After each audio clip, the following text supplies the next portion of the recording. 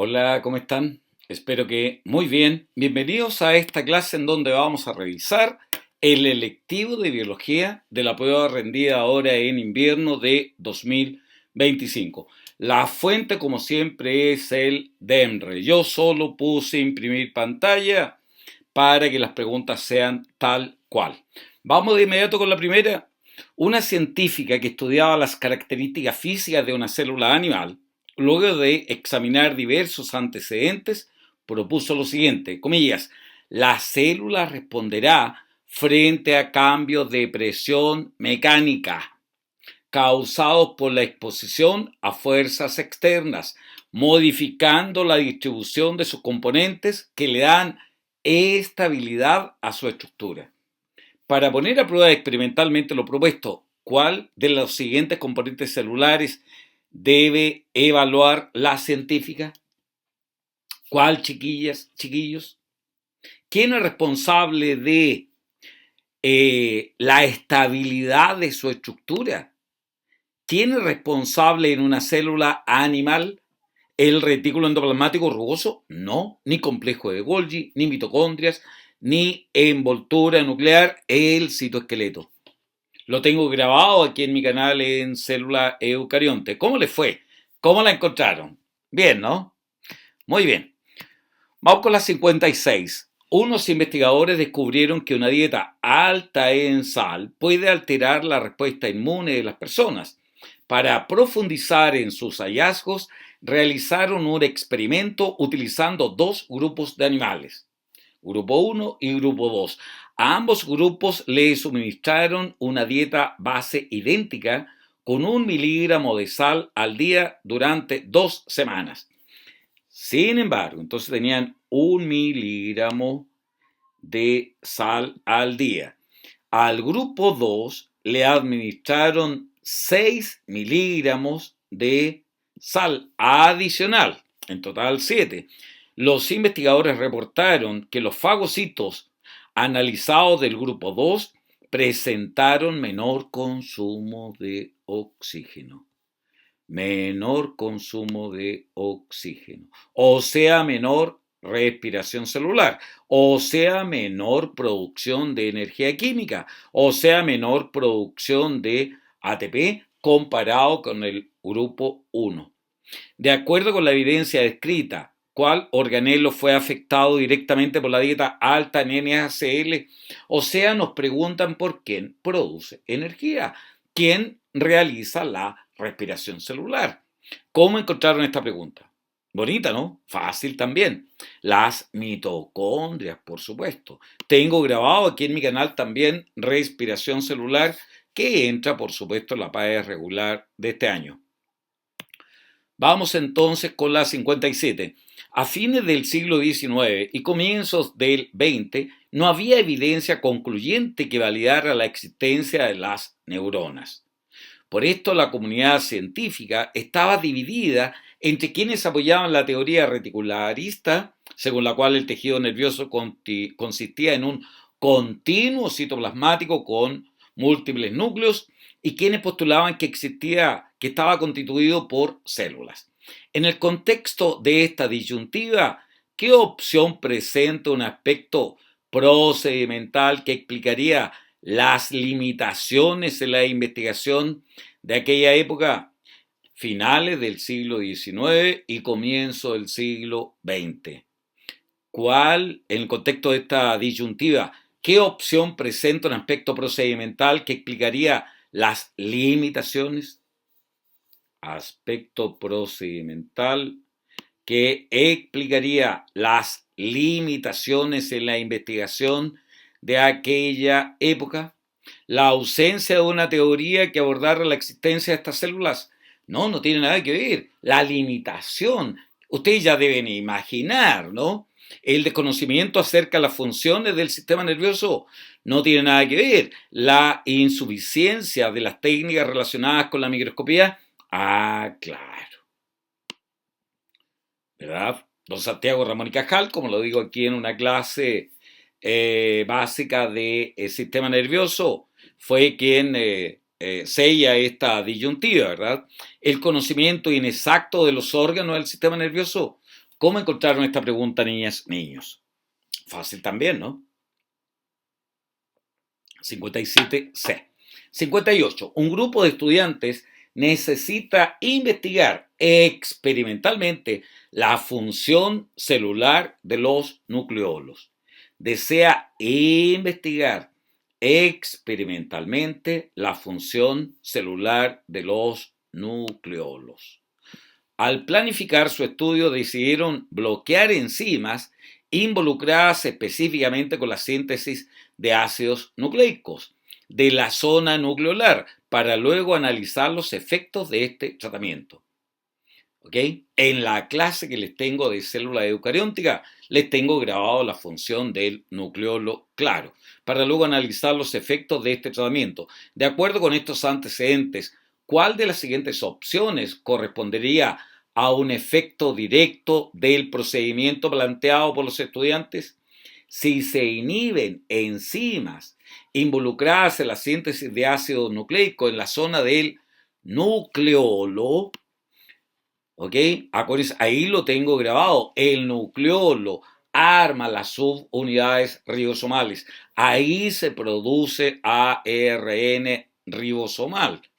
Por lo tanto, ¿se impedirá la síntesis de vesículas lisosomales? No, no directamente.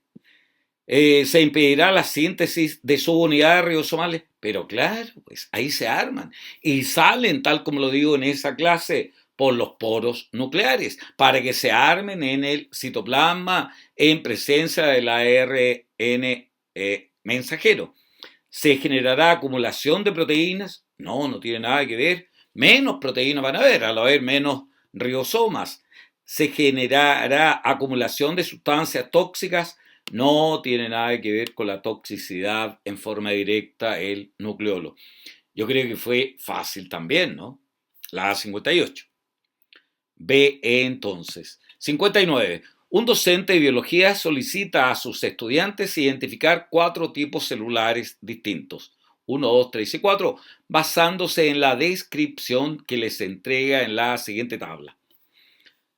Tipo de célula, la descripción que hace: célula de forma alargada, presenta muchos núcleos que se sitúan periféricamente en el citoplasma y un retículo endoplasmático liso abundante. ¿En qué tipo de célula piensa usted? Muy bien, en células musculares, ¿verdad? Del músculo estriado, ¿verdad? A ver, déjenme poner aquí mi lápiz. Ahí está. Entonces, esto diría relación con un miocito, ¿verdad? Célula muscular. Ahí está mi lápiz. Entonces, esto sería una célula muscular. Célula que presenta microvellosidades en su parte apical, en el ápice, microvellosidades. Numerosas mitocondrias en su base, un retículo endoplasmático y complejo de Golgi muy abundantes. ¿Dónde son clásicas estas microvellosidades? Muy bien, en intestino, ¿verdad? En los nefrones, también en riñones. Célula de forma piramidal o truncada que tiene un retículo endoplasmático rugoso y un complejo de Golgi muy abundante, ¿verdad? Usted piensa en una célula de quién. Muy bien, célula pancreática. Célula dividida en 3 dominios celulares: soma, dendrita y axón. Usted piensa en una neurona, ¿verdad? Según lo anterior, ¿cuál de las inferencias generadas por los estudiantes es correcta acerca de la identidad de estas células descritas? ¿El tipo 1 a neurona? No, el 4 es una neurona. El 2, un enterocito. Célula del intestino, entero es intestino, ¿verdad? Por supuesto. El 3 es un leucocito. No, normalmente los leucocitos son de forma variada, ¿verdad? Cercano a globulares principalmente. ¿El tipo 4 es un miocito? No. El miocito, digamos, la célula muscular es el 1. ¿Cómo le fue? ¿Encontraron fácil o no? Si no va a seguir estudiando, pues. 60. Un grupo de estudiantes universitarios debe realizar una investigación referida a alteraciones de mecanismos celulares implicados directamente en la síntesis de ATP. Mecanismos celulares implicados directamente en la síntesis del ATP en organismos que están bajo condiciones nutricionales óptimas. Y como dichas alteraciones pueden provocar enfermedades. Para focalizar de forma eficiente su investigación, ¿qué información deberán revisar inicialmente estos estudiantes para su investigación? Si quiere realizar una investigación referida a alteraciones de mecanismos celulares implicados directamente en la síntesis de ATP. Síntesis de ATP, ¿qué tiene que estudiar? Mitocondrias, pues. Respiración celular. Antecedentes de procesos moleculares vinculados con la síntesis citoplasmática de proteínas. Si lo que quieren estudiar es procesos implicados en la síntesis de ATP, no tiene nada que ver con la síntesis de proteínas. Antecedentes de procesos moleculares vinculados con la síntesis de glucosa, no, eso es fotosíntesis. O gluconeogénesis en el caso nuestro. Antecedentes de procesos bioquímicos relacionados con la funcionalidad del citoesqueleto, el que le da la forma, el que sostiene organelos, no. Antecedentes de procesos bioquímicos relacionados con la respiración a nivel celular, por supuesto. O sea, me lo están diciendo ahí, ¿no es cierto? Yo tengo grabada respiración celular aquí en mi canal también. ¿Cómo me la encontraron? 61. Durante los últimos siglos se pensaba que el contagio de la sífilis era un resultado directo de la actividad sexual, desconociendo los mecanismos biológicos subyacentes a la infección. Sin embargo, gracias al trabajo colaborativo de un zoólogo y un dermatólogo, allá por 1905, se logró identificar a microorganismo causante de esta ITS, la bacteria, ¿verdad? Treponema pallidum, lo que permitió el desarrollo de estrategias de tratamiento. Considerando lo anterior, ¿cuál de las siguientes opciones es una razón que justifica el uso de antibióticos como tratamiento contra la sífilis? Bueno, porque es una bacteria, ¿verdad? La naturaleza bacteriana del agente infeccioso, sí. Viral, no. Si quien la produce no es un virus, es una bacteria. La Treponema pallidum, ¿verdad? La naturaleza micótica, no, si no es una micosis. Hay ITS, ¿verdad? Producidas por hongos también, como la candidiasis, la Candida albicans. La naturaleza parasitaria de la gente. Entonces yo creo que está claro, ¿no es cierto? ¿Sí? Bonita también, ¿no? O sea, había que saber que la sífilis es producida por una bacteria, al igual que la gonorrea. 62. En una comunidad se presentaron brotes epidémicos de influenza los últimos 5 inviernos. Por este motivo se inició una campaña de vacunación, logrando inocular al 50% del grupo de riesgo. Sin embargo, la OMS, Organización Mundial de la Salud, plantea que para evitar brotes epidémicos se debe vacunar al menos al 90% de la población objetivo. Y aquí se vacunó solo al 50%, ¿verdad? Dado lo anterior, las autoridades presumen que la comunidad enfrentará un nuevo brote epidémico durante el próximo invierno. Exactamente, la comunidad científica, esto es lo que se atreve a inferir, ¿verdad? A predecir. ¿Eso es una observación? No, la observación es un hecho de un hecho del momento. Tengo grabado método científico aquí. ¿Es una evidencia? No, es una inferencia, es una suposición en base a observaciones y en base a informaciones, como las que da la OMS.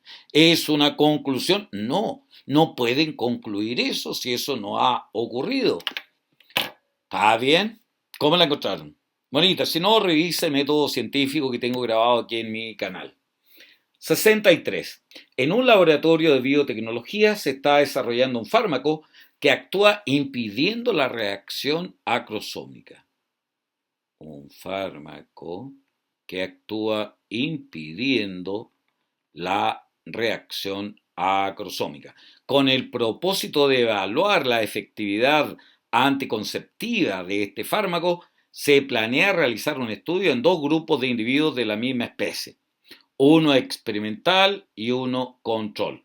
Considerando que ambos grupos estarán constituidos por una cantidad equivalente de parejas, claro, tiene que ser equivalente, y permanecerán bajo condiciones ambientales controladas durante el estudio, ¿cuál dato aportaría evidencia suficiente acerca de la efectividad del fármaco que actúa impidiendo la reacción del acrosoma? La reacción del acrosoma es fundamental, ¿verdad? Parece que en una pregunta más adelante lo tengo aquí grabado. Este es el acrosoma, Galea capiti, lleno, un organelo, ¿verdad? Lleno de enzimas hidrolíticas, en la cual destacamos la famosa hialuronidasa para ayudar a destruir el ácido hialurónico que se encuentra como material cementante en las células de la corona radiada, y la acrosina, que van a modificar, y otras enzimas hidrolíticas, la zona pelúcida para permitir la fecundación. Entonces dice, ¿qué dato aportaría evidencia acerca de la efectividad? Bueno, va a haber menos fecundaciones, pues, o no fecundación. La cantidad de promedio de embriones viables en ambos grupos. No, si no vamos a ver los embriones viables, no se van a formar. ¿Verdad? Embriones viables, no va a haber embriones nomás. El porcentaje relativo de cigotos formados en el grupo experimental, claro, se supone que aquí no van a haber cigotos formados, ¿ah? Pero dejamos esta mientras tanto. El porcentaje relativo de motilidad espermática, no, si no tiene nada que ver con la motilidad, es cuando ya el espermatozoide ha llegado, ¿verdad?, a tomar contacto con el óvulo, con la ovótida, antes de producir la fecundación, claro, nada que ver. La cantidad promedio, perdón, de interacciones sexuales por pareja en ambos grupos. Pero esto no tiene absolutamente nada que ver, ¿verdad? ¿Cómo la encontraron? Ahí está, aquí les puse el acrosoma, ¿verdad? En la cercanía del óvulo, ¿eh? En realidad cuando ya ha tomado contacto con por lo menos el cúmulo ófero, ya, o las células de la corona radiada, ocurre esta reacción del acrosoma, en donde la membrana del acrosoma se fusiona con la membrana plasmática y dejan libres las enzimas para abrirse paso, ¿verdad? Destacando la acrosina y la hialuronidasa, como les dije, ¿no? Y otras enzimas más que van a provocar la modificación adecuada para que pueda ocurrir luego la fecundación y la reacción de la zona para evitar la fecundación por más de un espermatozoide, ¿ya? Así que bien la encontraron, ¿no? Muy bien, no se van a formar cigotos ahí. Los esquemas de vacunación generalmente consideran dosis de refuerzo. Claro, dosis de refuerzo para asegurarnos que quedan linfocitos y memoria, ¿verdad? Después de una persona ha recibido la vacuna original, llamada dosis primaria. Como ejemplo de lo mencionado, a continuación se presenta un esquema de vacunación contra la hepatitis B. Viral, claro. Primera dosis a las 24 horas de nacer. La segunda dosis al mes, 2 meses. Tercera dosis, ¿verdad? Cerca del año, 6 a 18 meses. Considerando la información anterior, ¿cuál es el propósito de administrar vacunas de refuerzo contra un determinado patógeno? ¿Cuál será la finalidad, chiquillas, chiquillos? Muy bien, asegurarse que nos queda memoria, ¿verdad? Linfocitos T y linfocitos B memoria, para que la respuesta inmune sea mucho más rápida, más intensa y más duradera, como lo tengo grabado aquí en mi canal en salud también. ¿Cuál es el propósito entonces de administrar vacunas de refuerzo contra un determinado patógeno? Inducir un nivel seguro de protección inmune de larga duración. Ah, claro, pues. Reforzamiento de vacunas. Fortalecer las barreras inmunoprimarias. No. Si estas son barreras terciarias, las involucradas en la producción de anticuerpos. Intensificar la respuesta inmune innata. No. La piel, las mucosas. No. Promover protección contra patógenos mediante inmunidad pasiva. No, la inmunidad pasiva es aquella en la cual nos suministran anticuerpos fabricados por otro organismo, por otra persona, pero no deja memoria. Así que, ¿cómo la encontraron esta? Bonita también, ¿eh? Sí. 65. Las evidencias indican que los trasplantes de córnea no requieren tratamiento inmunosupresor, ya que no se genera una respuesta de rechazo en las personas receptoras. Exactamente. Son de lo más trasplantado en nuestro país las córneas, una maravilla, ¿verdad? Porque la opacidad de la córnea genera ceguera. Y mira qué bonito se pueden trasplantar, ¿verdad? Y no hay rechazo, exactamente, porque la córnea es un tejido avascular. A es sin vascularización sanguínea ni linfática. Por otra parte, hay evidencia que al producirse un traumatismo penetrante en un ojo, se genera una respuesta autoinmune inflamatoria. Una respuesta autoinmune inflamatoria. Hay evidencia que al producirse un traumatismo penetrante en un ojo, ¿verdad? Claro, aquí ¿qué es lo que estamos haciendo? Estamos destruyendo un tejido y es penetrante en el ojo, o sea, atraviesa la córnea e involucra otras estructuras. ¿Por qué las respuestas inmunológicas son diferentes en los dos casos descritos? Porque un traumatismo penetrante activa una respuesta inmune innata ante antígenos inespecíficos, a diferencia del trasplante de córnea. Activa una respuesta inmune innata.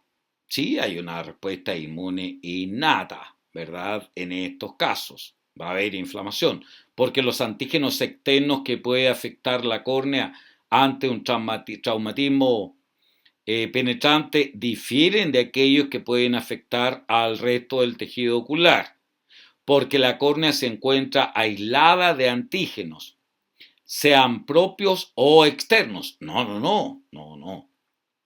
Porque la córnea se encuentra incomunicada con elementos del sistema inmunológico y los demás están en contacto, el resto del tejido, claro, pues esto sí, ¿verdad?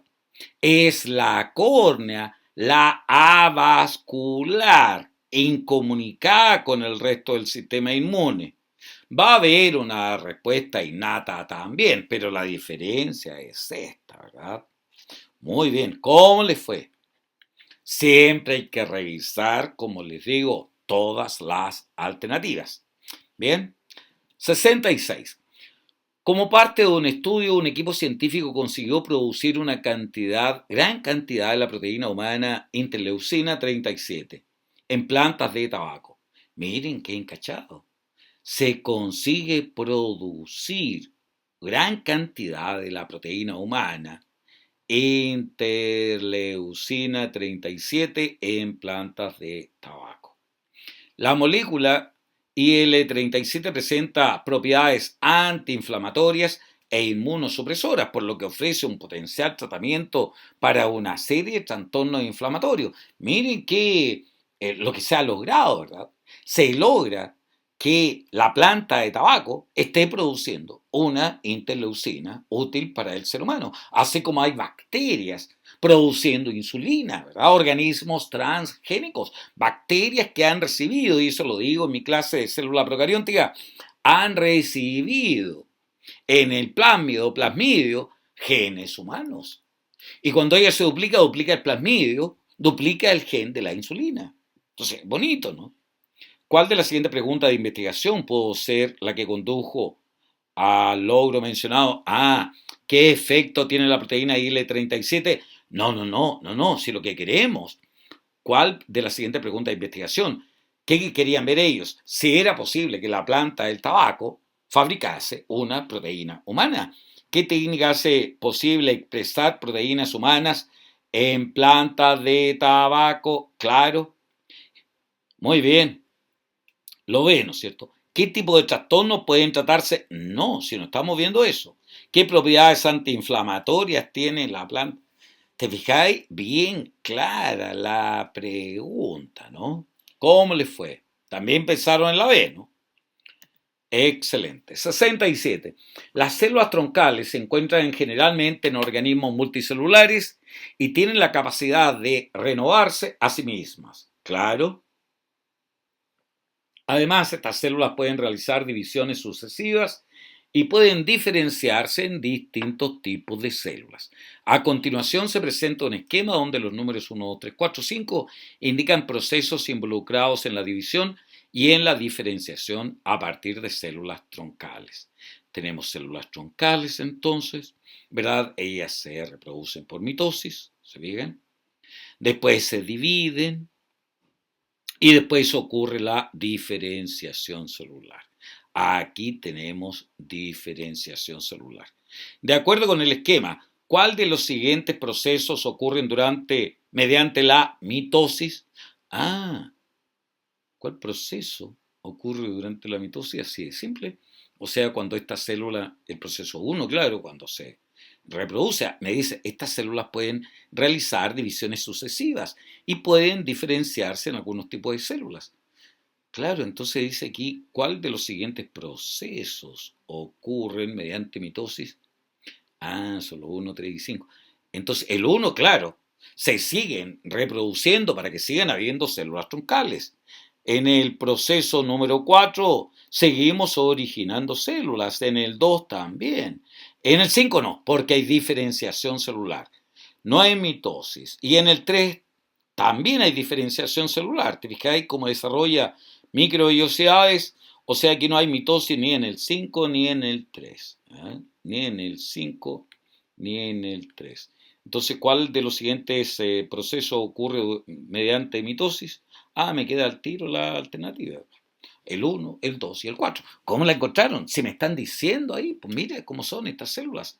Exactamente iguales, ¿verdad? Ya. Fácil también, ¿no? Si no, mediante la práctica, el estudio, la revisión de pruebas de preguntas de años anteriores, los van a ir haciendo desarrollar el pensamiento científico que deben tener para lograr su objetivo, pues. ¿Ah? Muy bien, vamos con la 68. Esa era la 67, 68. Trofim Lysenko fue un agrónomo extremadamente influyente en la Unión Soviética entre los años 30 y 50, 1930 y 1950.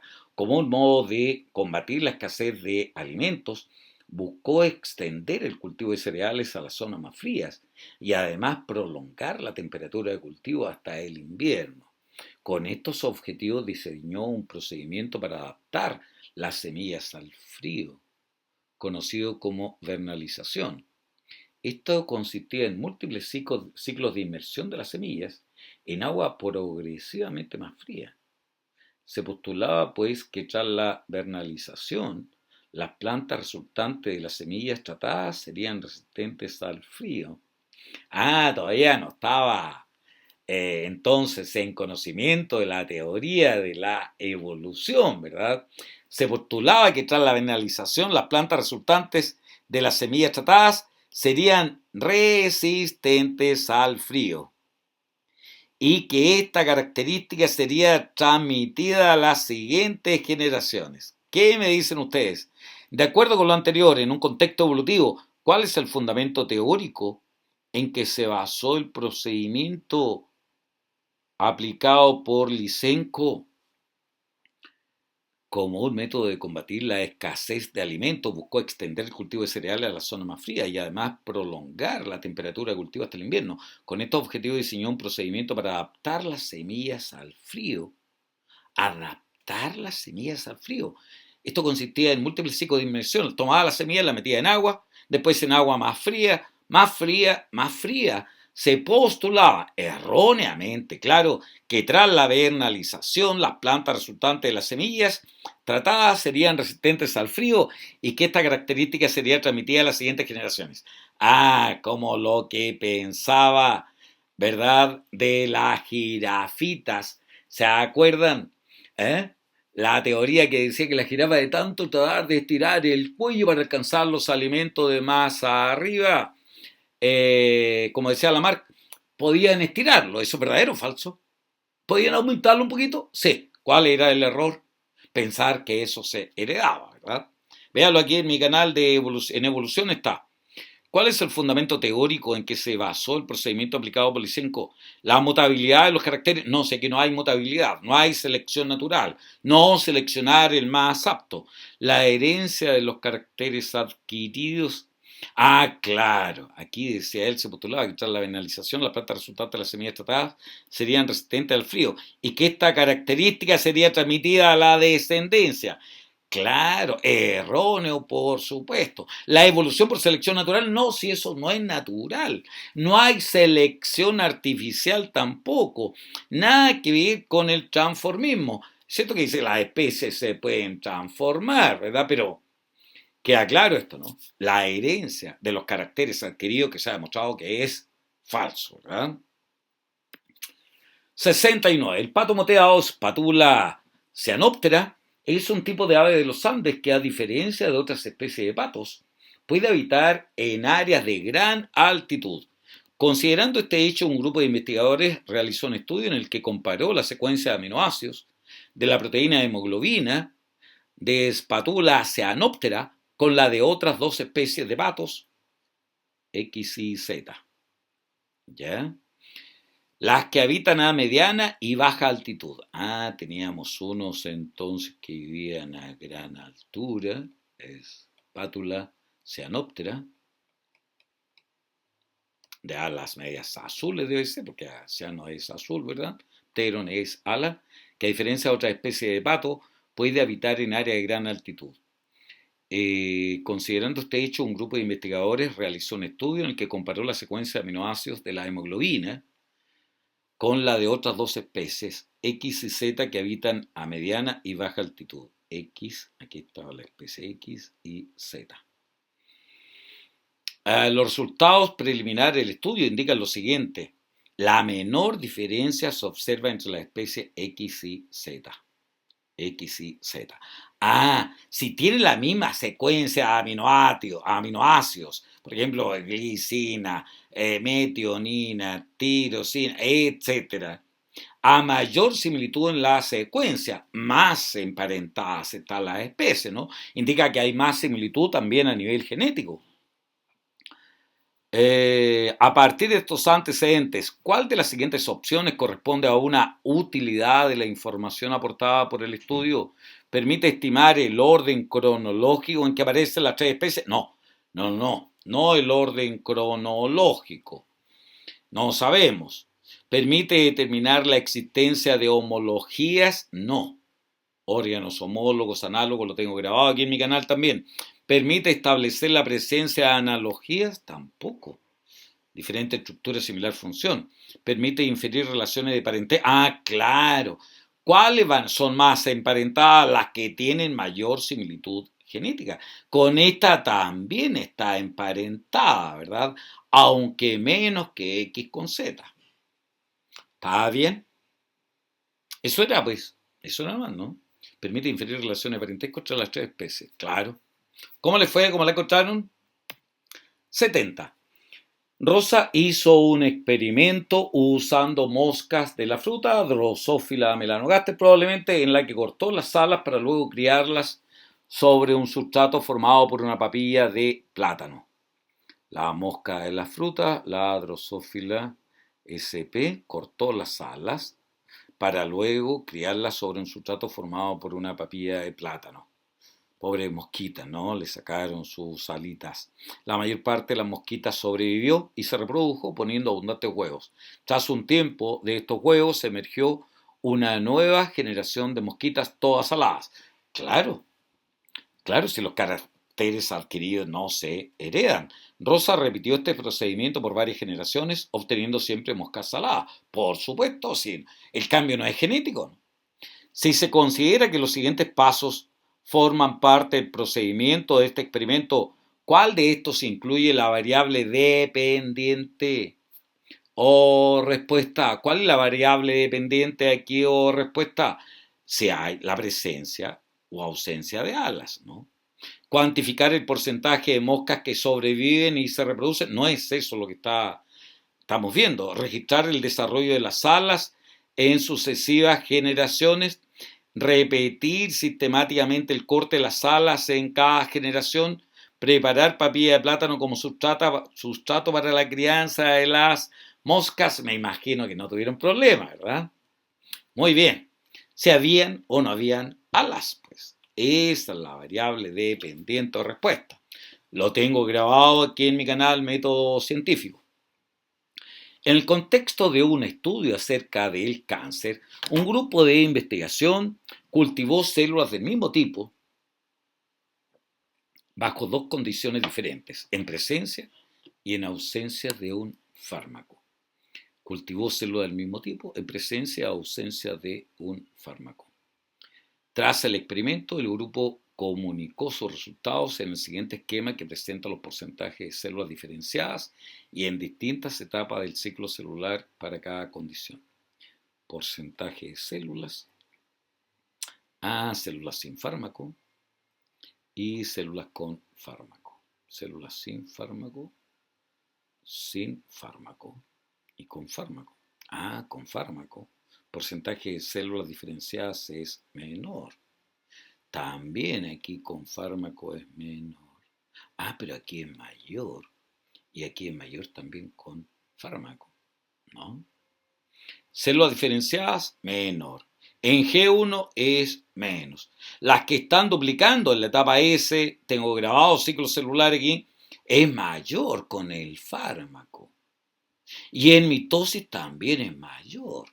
O sea, podríamos decir que el fármaco hace que haya menos células diferenciadas y menos células en G1. Claro, porque hay más células que están duplicando su ADN y haciendo mitosis. Según estos datos, ¿cuál de las siguientes inferencias, suposiciones, es correcta con respecto al efecto de este fármaco? ¿Induce la proliferación de las células? Claro, induce que haya proliferación más mitosis. ¿Ralentiza el avance del ciclo celular? No, hay más en S y en M. No. ¿Promueve la especialización celular? No, en menos. Las células especializadas, diferenciadas, evita el crecimiento de las células. No me dice nada de eso tampoco, ¿verdad? ¿Cómo la encontraron, chiquillas, chiquillos? Bonita también, ¿no? 72. Durante un experimento se preparó un cultivo de células proveniente de un tejido vegetal con el propósito de cuantificar la duración de las principales etapas involucradas en el ciclo celular. La siguiente tabla presenta los datos obtenidos. En anafase, la menor, telofase un poquito más, en metafase más, en profase más, pero la mayoría está en interfase, ¿verdad? O sea, en G1, S o G2. A partir de la interpretación de estos datos, ¿qué etapa correspondiente a la mitosis es la más extensa? ¿Qué etapa correspondiente a la mitosis es la más extensa? ¿Cómo va a ser eso más? La más extensa de la mitosis es esta, ¿no? La profase. La profase. Lo tengo grabado aquí en mi canal, todas estas etapas. Aquella en que se individualizan dos células hijas, no, eso al final de la telofase. Aquella en que se descondensan los cromosomas, telofase. Aquella en que se separan las cromátidas hermanas, anafase, ¿verdad? Ahí las cromátidas van hacia polos opuestos. Se fisiona el centrómero. Tiene que ser aquella en que se desorganiza la envoltura nuclear. Claro, eso ocurre en la profase. ¿Está bien? Se condensa el material genético, aparecen los cromosomas, se empieza a formar la envoltura nuclear, desaparece el nucleolo, se fragmenta la envoltura nuclear y los cromosomas empiezan a quedar bajo la acción del uso mitótico. Bonita pregunta también, fácil me imagino, ¿no? Si no, échale una mirada a mitosis aquí en mi canal y ciclo celular. 73. Unos estudiantes observaban al microscopio muestras extraídas de las gónadas de un insecto, con el propósito de dibujar algunas células en meiosis y caracterizarlas. A continuación se presenta el dibujo que realizó un estudiante. Ah, mira lo que está pasando aquí. Esta cromátida va hacia acá y la otra cromátida hacia allá. Esta cromátida para acá y esta para acá. No hubo crossover aquí, parece, ¿no? ¿Está bien? ¿Sí? Ya. Respecto a la célula dibujada, ¿qué opción establece correctamente la etapa en que ésta se encuentra y la dotación cromosómica de los gametos que se formarán? Recuerden que la primera división meiótica, lo tengo grabado aquí en mi canal, se llama primera, para que se acuerden con R, es reduccional. Allí los cromosomas que migran a polos opuestos son dobles todavía, formados por dos cromátidas hermanas. Por eso reduccional. Por ejemplo, en nuestra especie de 46 quedan con 23. Y en la segunda división meiótica ocurre lo que estamos viendo aquí. En la anafase de la segunda división meiótica se fisionó el centrómero y migran a polos opuestos las cromátidas hermanas, que aquí han representado con diferente color, ¿verdad? Ellas, ¿verdad? Pero estas cromátidas hermanas lo más probable es que sean muy similares, excepto en algunas zonas esta podría haber quedado con una patita blanca y esta con una patita negra por el crossing-over, ¿no? La recombinación genética. ¿Está bien? Y cada gameto entonces va a tocar 3 cromosomas. Pues, 3 cromosomas. ¿Está bien? ¿Sí? En el caso humano, 46, 23 al final de la primera, pero dobles. Aquí son simples, por lo tanto es segunda división meiótica. Y en la anafase 2 se fisiona el centrómero y quedan las cromátidas hermanas libres como se muestran acá. Entonces, ¿qué opción establece correctamente la etapa en la que se encuentra la dotación cromosómica de los gametos que se formarán? Anafase 2, sí. ¿Y 3 cromosomas tendrá cada gameto? Claro, pues. Anafase 1, no, ahí son dobles. Y son 3 para cada lado, van aquí, no. Anafase 1 y 3 cromosomas, no, son dobles ahí. Anafase 2 y 6 cromosomas, no, 3 va a tener el gameto. ¿Bonita o no? O sea, la letra A. 74. Entre las aplicaciones de la manipulación genética se encuentra la generación de alimentos transgénicos. Claro, la transmisión de genes de organismos de una especie a organismos de otra especie, como les decía recién en otra pregunta, ¿verdad?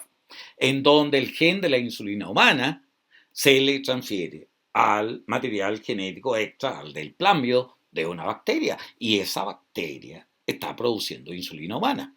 Considerando esto, un grupo de científicos quiso incorporar en una planta de papa los genes que contienen la información para la síntesis de la toxina BT, que es un insecticida natural obtenido de la bacteria Bacillus thuringiensis. Considerando lo anterior, ¿cuál de los siguientes pasos es indispensable para obtener esta planta transgénica? Considerando esto, un grupo científico quiso introducir en una planta de papa los genes que contienen la información para la síntesis de toxina BT de Bacillus thuringiensis. ¿Cuál paso es indispensable para obtener esta planta de papa transgénica? Bueno, hay que traer el gen de la bacteria, ¿verdad? Transferirlo posteriormente a una bacteria. Se puede usar un virus a la planta, ¿verdad? Se puede usar un virus, se puede usar la bacteria, el plásmido, en fin, reproducir bacterias en un medio de cultivo con la toxina BT. reproducir las bacterias en un medio de cultivo con la toxina BT, nada que ver, pues sí, la van a producir. En todo caso, reproducir bacterias que tengan el gen para producir esta toxina, ¿verdad? Insertar los genes que codifican la toxina BT en un plásmido, claro. Incorporar la toxina BT en un plásmido presente en la planta. No, porque si, imagínense la planta entera, habría que, tuviese ahí un gen, habría que meterlo en gen en una célula nomás. No serviría, ¿verdad? Porque todas las otras no lo tendrían. No, seguimos con lo B. En un plásmido y después eso transferirlo a una plantita.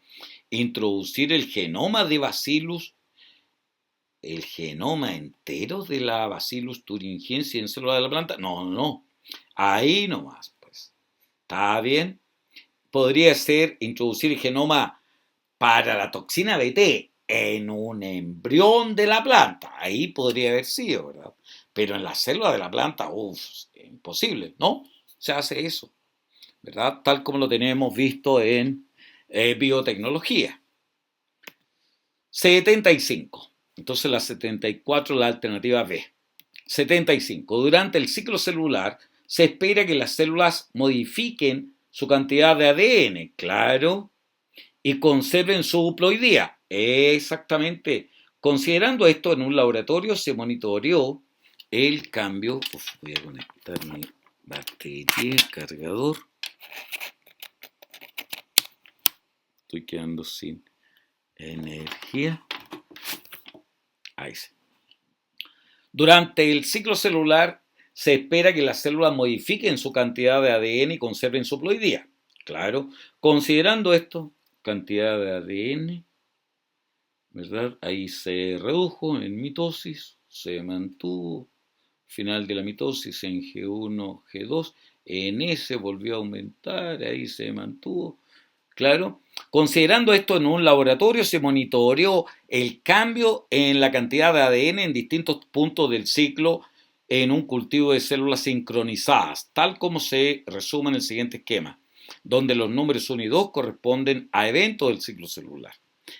Tenía esta cantidad de ADN, ya lo había duplicado según se ve, ¿verdad? Bajó durante la división celular, se mantuvo. Y aquí en la etapa S lo aumentó y se mantuvo. Tiempo en unidades arbitrarias y cantidad de ADN. A partir de, lo tengo esta cantidad de ADN en mitosis y meiosis aquí en mi canal. A partir del análisis de la información anterior, ¿cuál de las siguientes opciones relaciona correctamente el número del esquema con un evento del ciclo celular correspondiente? 1. Inicio de la profase. Se empiezan a ver los cromosomas ahí, ¿verdad? No pasa nada en la profase.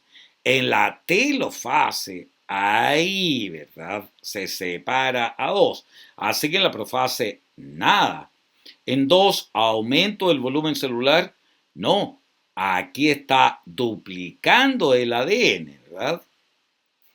Podría haber crecimiento también, ¿no? En la 2. Alineación de los cromosomas en 1.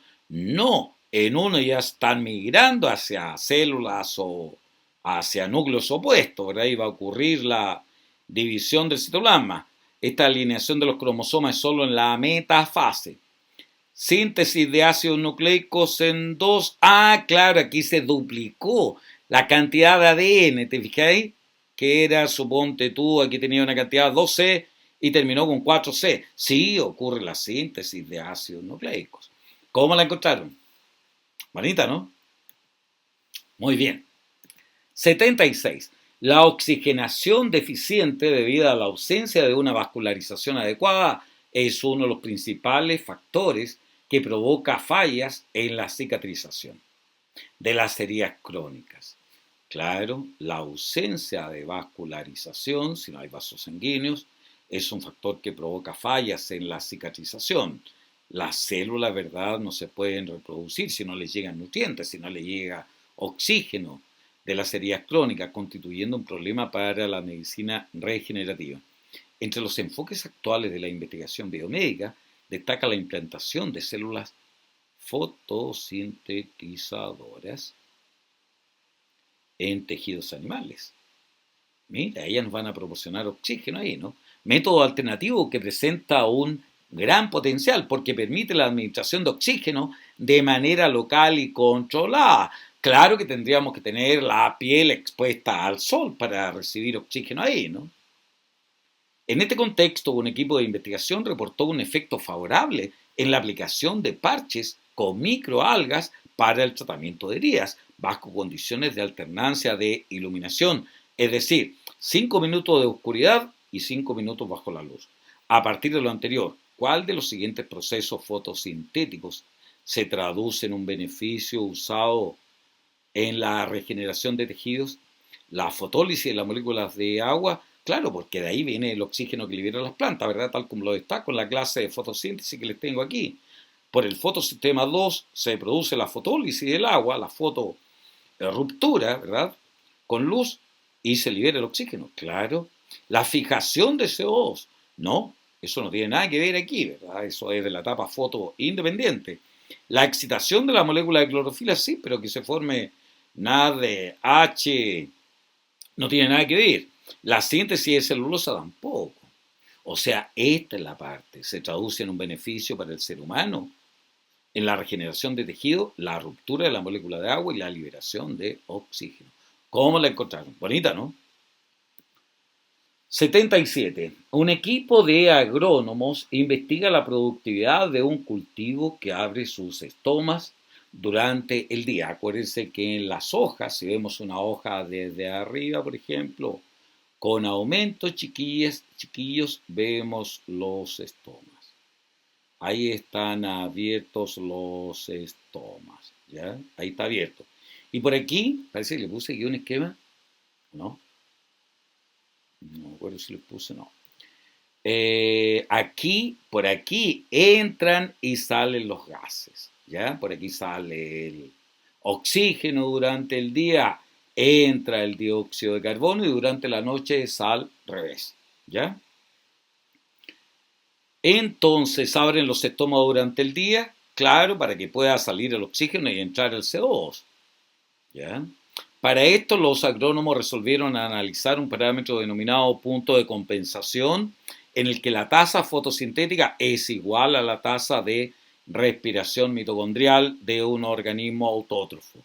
Luego el equipo reportó gráficamente el resultado de este análisis. A partir de lo anterior y considerando que los siguientes gráficos están a la misma escala, ¿cuál representa correctamente los puntos de compensación que pueden ocurrir en el cultivo durante 24 horas? Fotosíntesis. La fotosíntesis es totalmente dependiente de la luz. La respiración celular va a ser más o menos constante, ¿verdad? Durante todo el tiempo. Las plantas siempre respiran, ¿verdad? Siempre están haciendo respiración celular. Entonces, aquí, fotosíntesis, pero no puede haber fotosíntesis. Uso, producción de CO2, no puede durante la noche haber fotosíntesis. Y aquí también hay fotosíntesis durante la noche. Y aquí también hay fotosíntesis en la noche y fotosíntesis en la noche. O sea, no puede ser. Tiene que estar, está equivocado aquí el nombre. No hay fotosíntesis. Etapa oscura tampoco. Podría ocurrir un par de milisegundos, a lo más algunos segundos. Pero no hay fotosíntesis en la noche. Se equivoca el Denver entonces, aquí. Uf. Bueno, pero ¿qué me van a decir si les consulto? La intencionalidad de la pregunta, a ver si sabía lo que era el punto de compensación o no. La respiración celular no disminuye tanto, ¿verdad? A mediodía comparado a esto, más o menos estable. La respiración celular, siempre las plantas están respirando, ¿verdad? No puede ser que alcance la máxima el máximo uso de CO2 durante la noche, ¿verdad? Así que tampoco. Fotosíntesis y mucho más respiración celular y acá la planta no respira durante la noche. No, no, no, no puede ser. Aquí, la respiración celular es esta, ¿no? La respiración celular es más o menos similar siempre, ¿verdad? Pero quedamos con el problema de la fotosíntesis. No puede haber uso de CO2, ¿ya? Durante la noche. No puede haber uso de CO2. Mm. Fijación de CO2 en las plantas que hacen C4, un poquito. Ya, pero sin duda esta es la más cercana. ¿Ah? Si vemos el punto de compensación en donde la tasa fotosintética, todos eran ahí, pero no puede ser cero como es acá, ¿verdad? Ni acá el único punto de compensación. No puede ser que sea cero la respiración celular durante una etapa del día. O sea, la más asequible, la letra D. Menos mal que esa fue la que dio el DEMRE. ¿Eh? Pero ahí hay errores. ¿Eh? Es un error eso de que haya uso de CO2, fijación de CO2, fotosíntesis en la noche, absolutamente nada. Pero la intencionalidad me va a decir el Denver la pregunta, ¿no? 78. En el contexto de una evaluación de productos de la fotosíntesis con fines alimentarios, un grupo de investigación cultivó tejidos fotosintéticamente activos en los cuales midió la producción de hidratos de carbono bajo diversos tratamientos. Al analizar los resultados, se constató que en uno de estos cultivos experimentales hubo una disminución en la magnitud de la variable dependiente o respuesta. ¿Cuál podrá ser el tratamiento asociado con este resultado? Miren, en una evaluación de productos de la fotosíntesis, productos. ¿Qué se produce en la fotosíntesis? Glucosa y oxígeno. La glucosa se convierte en almidón, ¿verdad? Así que podemos medir la tasa fotosintética midiendo la cantidad de oxígeno que se libera o la cantidad de glucosa que se produce o la cantidad de almidón que se produce. Un grupo de investigación cultivó tejidos fotosintéticamente activos en los cuales midió la producción de hidratos de carbono bajo diferentes tratamientos. Al analizar resultados, se constató que en uno de estos cultivos hubo una disminución en la magnitud de la variable dependiente. ¿Por qué hubo menos producción de hidratos de carbono? ¿Porque había baja luz? Claro, si no hay luz no hay fotosíntesis. ¿Porque había mucho CO2? No, a mayor CO2 puede haber más fotosíntesis, hasta cierta tasa, por supuesto. Esta es la correcta hasta aquí, ¿no? Si no hay luz, no hay fotosíntesis. La alta concentración de CO2 no favorecería la producción de hidratos de carbono. La baja concentración de oxígeno no. Al revés, mucho oxígeno disminuye la fotosíntesis también. La alta humedad ambiental no la favorecería. O sea, es esto. Si no hay luz, no hay etapa fotodependiente. Y si no hay etapa fotodependiente, no puede haber etapa oscura o fotoindependiente, porque la segunda, la oscura o la fotoindependiente, necesita lo que se produce en la etapa clara. En la etapa oscura se utiliza el poder reductor del NADH y la energía del ATP que se produce durante la etapa clara. ¿Está bien? Ok, o sea, fácil también, ¿no? Si no hay luz, no hay fotosíntesis. 79. Un grupo de estudiantes pretendía demostrar que el CO2 es indispensable en la producción fotosintética de hidratos de carbono. Para esto diseñaron, no es la misma, ¿no? Estoy viendo. No. Es indispensable la producción fotosintética de hidratos de carbono. El CO2, claro, él es el que se convierte, ¿verdad? Cuando las coenzimas reducidas le entregan el hidrógeno al CO2, no en forma directa. Acuérdense el rol de la ribosa difosfato, ¿verdad? Que acepta una molécula de 5 carbonos que acepta el CO2 formándose una molécula de 6 carbonos altamente inestable. Eso lo tengo grabado aquí, gracias a la enzima Rubisco, ¿verdad? Bueno, el CO2 es indispensable en la producción de hidratos de carbono. Claro, para esto diseñaron un experimento en el que bloquearon totalmente los estomas. Aquí parece que tengo los estomas que necesitaba en otra pregunta, ¿verdad? Aquí se nota que estamos en el día. ¿Cómo sabemos, profesor, que estamos durante el día? Porque por los estomas está saliendo oxígeno y está entrando CO2. Este oxígeno viene de la molécula de agua. Y este CO2, en la etapa fotoindependiente, se va a convertir en glucosa, ¿verdad? Y la glucosa se convierte en almidón. Entonces, para esto, demostrar que el CO2 es indispensable, diseñaron un experimento en el que bloquearon totalmente los estomas.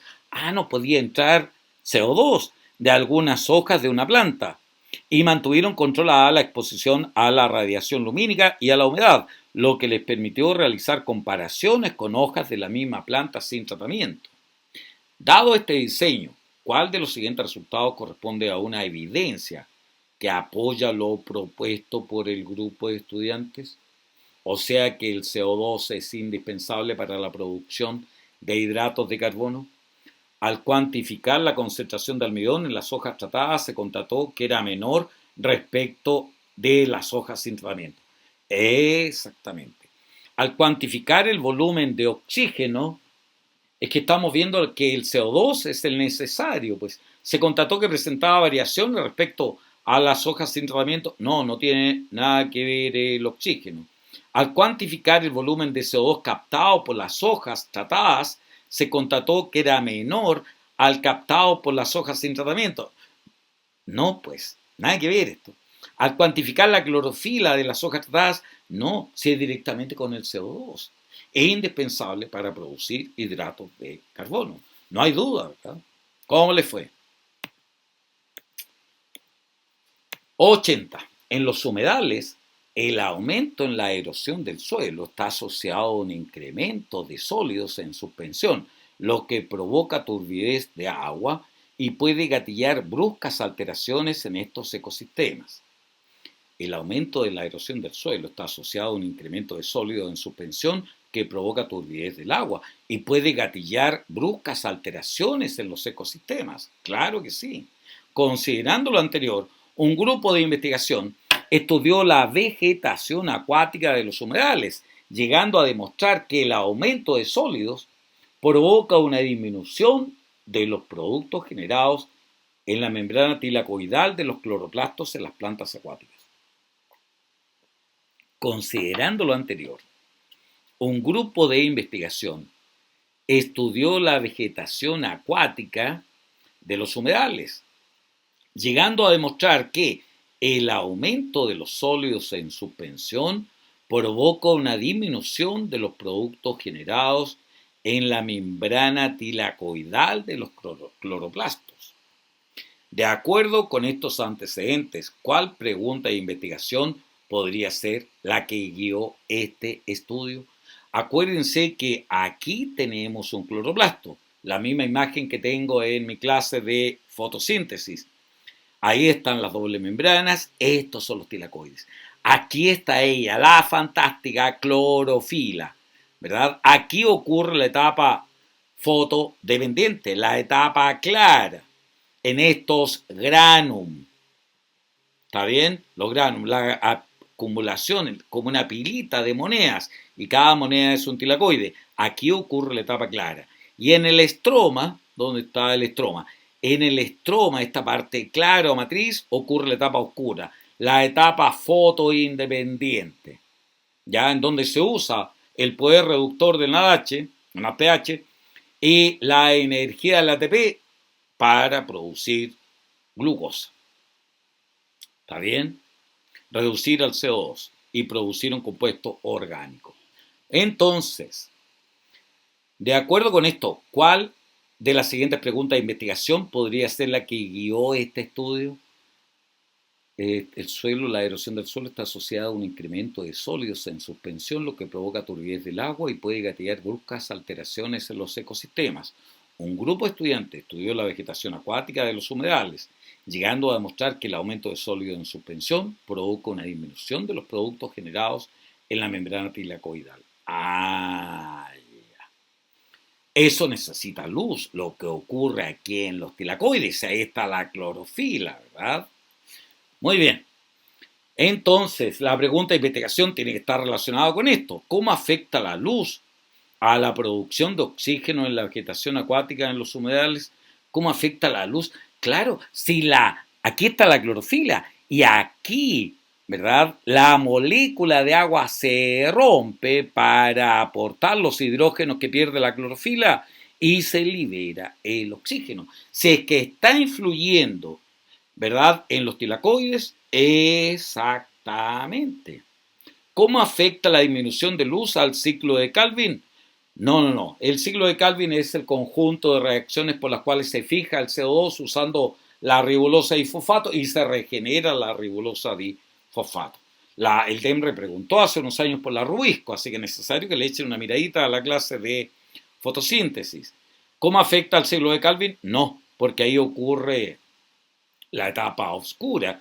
¿Cómo influye la disminución de oxígeno en los humedales sobre la reducción de la vegetación acuática? No, si estamos a nivel de tilacoides. ¿Cómo influye la disponibilidad de CO2 si no se usa en los tilacoides? El CO2 se usa en el estrómado matriz, en donde se usa el poder reductor del NADPH y la energía del ATP para reducir al CO2 y convertirlo en un compuesto orgánico. Se reduce y se convierte así. En una serie de pasos, ¿verdad? Con la Rubisco, la ribolosa difosfato, que sufre una carboxilación, se forman AE6, se rompe en dos, en el gliceraldehidrofosfato, la dihidroxiacetona fosfato, así es que hay que saber un poquito, échele una mirada a fotosíntesis si es necesario. Pero no cabe duda de eso, ¿no? Tiene que saber usted qué ocurre, que la etapa clara ocurre o fotodependiente en los tilacoides o en los granum, y la etapa oscura en el estrómado matriz, y ahí se produce glucosa. Por eso la alternativa A. ¿Ya? Bien, pues hemos llegado al final. Espero que les haya ido muy bien. Y si no, no importa. A seguir estudiando por tus sueños.